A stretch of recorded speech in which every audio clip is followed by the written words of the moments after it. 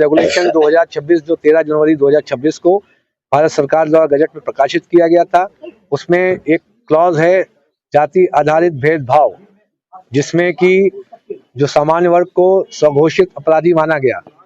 यह एक बहुत ही सोची समझी सुनियोजित साजिश के तहत ये यूजीसी के रेगुलेशन लाए गए थे 2027 के चुनाव को ध्यान में रखकर, क्योंकि केंद्र सरकार की लड़ाई राज्य सरकार से है और एक व्यक्तिगत लड़ाई आप जानते हैं कि माननीय मुख्यमंत्री जी से चल रही है। माननीय मुख्यमंत्री जी योगी जी वो हमारे राज्य के मुख्यमंत्री और हमारे अपने हैं। कोई भी बाहर का व्यक्ति आकर पूरे जो केंद्रीय जो मशीनरी है ईसीआई, ईडी, सीबीआई और इनकम टैक्स का प्रयोग कर एक पंजे की तरीके से हमारे जितने माननीय जनप्रतिनिधि हैं, चाहे केंद्र में हो चाहे राज्य में हो, विभिन्न राज्यों में हो, उन पे जकड़ लगा रखी है।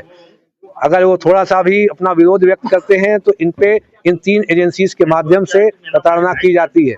इसीलिए जब समर्थन होता है, जब ये इन दोनों जो सेंट्रल पार्टीज को समर्थन देते हैं तो सब कुछ सही हो जाता है। विरोध करते हैं तो इन पे अलग अलग तरीके से परेशान करते हैं।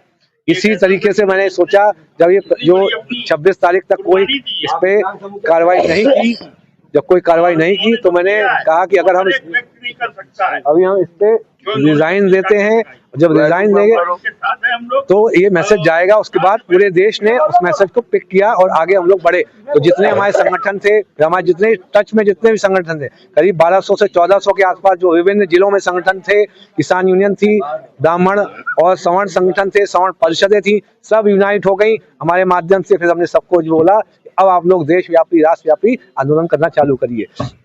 अब एक नियत तिथि में जो देश का एक काला कानून है SC/ST एक्ट, उस अभी एक नियत तिथि से हम उनको 7 दिन का समय देंगे केंद्र सरकार को कि आप उस जो काले कानून SC/ST एक्ट को तुरंत से तुरंत उसको रिपील करें। तो एक जो पार्लियामेंट्री जो स्पेशल सेशन बुलाकर, यदि आपने नहीं किया तो पूरा देश दिल्ली की तरफ कूच कर रहा है और हम आपको चार्टर प्लेन से वापस गुजरात छोड़ के आएंगे। आप ये ध्यान रखिएगा, देश में आप अल्पमत में हैं, पूरा आपने राज्य की राष्ट्र की आत्मा पर हमला किया है।